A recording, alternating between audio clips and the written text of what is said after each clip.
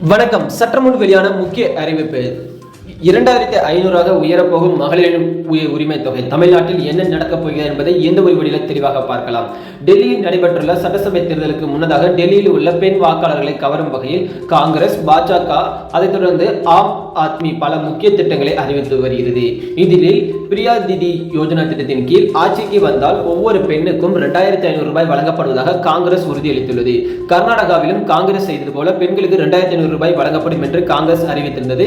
இதே திட்டத்தை இன்று பாஜகவும் அறிவிக்கும் என்று எதிர்பார்க்கப்படுகிறது. ஏற்கனவே ஆம் ஆத்மி கட்சி 2100 ரூபாய் வழங்குவதாக வாக்குறுதி அளித்துள்ளது. இதனால் தமிழ்நாட்டிலும் பார்த்தீங்கன்னா கண்டிப்பாக உயரும் என்று எதிர்பார்க்கப்படுகிறது. இதனால் தமிழ்நாட்டில் மகளிர் உரிமை தொகை திட்டத்தில் தமிழ்நாட்டில் வழங்கப்படும் தொகை அடுத்த வருடம் பட்ஜெட்டில் உயர்த்தப்படலாம் என்ற தகவல்கள் வெளியாகி வருகின்றன.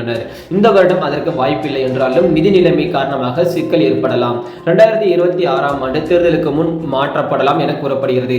மகளிர் உரிமை தொகை திட்டம் கர்நாடகா, மகாராஷ்டிரா போன்ற மாநிலங்களில் செயல்படுத்தப்பட்டு வருகிறது. அந்த மாநிலங்களில் எல்லாம் 1500 ரூபாய் பெண்களுக்கு வழங்கப்படுகிறது. இந்த திட்டத்தின் முன்னோடி தமிழக அரசு தான். ஆனால் தமிழ்நாட்டில் 1000 ரூபாய் தான் வழங்கப்படுகிறது. இப்படிப்பட்ட நிலைமையில் தான் தமிழ்நாட்டில் மகளிர் உரிமை தொகை திட்டத்தில் வழங்கப்படும் தொகை அடுத்த வருடம் பட்ஜெட்டில் உயர்த்தப்படலாம் என்று தகவல் வருகின்றனர். தமிழ்நாட்டில் 2026ஆம் ஆண்டு நடத்தப்படும் சட்டசேவை தேர்தலை மனதில் வைத்து எதிர்க்கட்சிகள் வழங்கப் போகும் வாக்குறுதிகளை மனதில் வைத்தும் ஆளும் திமுக அரசு தொகையை உயர்த்த வாய்ப்புள்ளதாக கூறப்படுகிறது.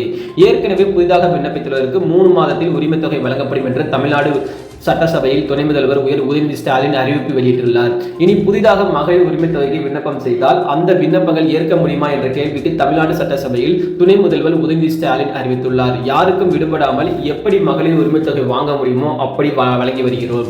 எவ்வளவு பேருக்கு கூடுதலாக வழங்க முடியுமோ விதிகளுக்கு உட்பட்டு அவர்களுக்கு உரிமை தொகை வழங்க நடவடிக்கை எடுத்து வருகிறோம்.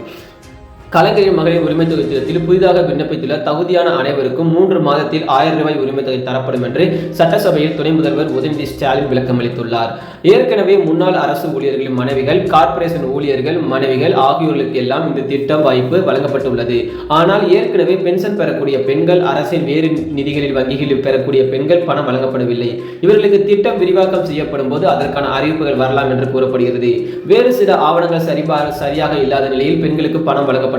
அரசின் வேறு நிதிகளை வங்கிகளில் பெறக்கூடிய பெண்களுக்கு இந்த திட்டத்தில் எப்போது என்று எதிர்காலம் வாய்ப்பு வழங்கப்படலாம் என்கிறார்கள். மாறாக ஆவணங்கள் சரியில்லாத பெண்கள், இனி திருமணமாகி குடும்ப தலைவியாகும் பெண்கள் 1000 ரூபாய் பெறுவதற்கு விண்ணப்பம் செய்யலாம். இப்போது செய்ய முடியாது என்றாலும் அடுத்த சில நாட்களுக்கு பின் திட்டத்தை விரிவாக்கம் செய்வது தொடர்பாக அறிவிப்பு வெளியாகலாம் என்று என்கிறார்கள்.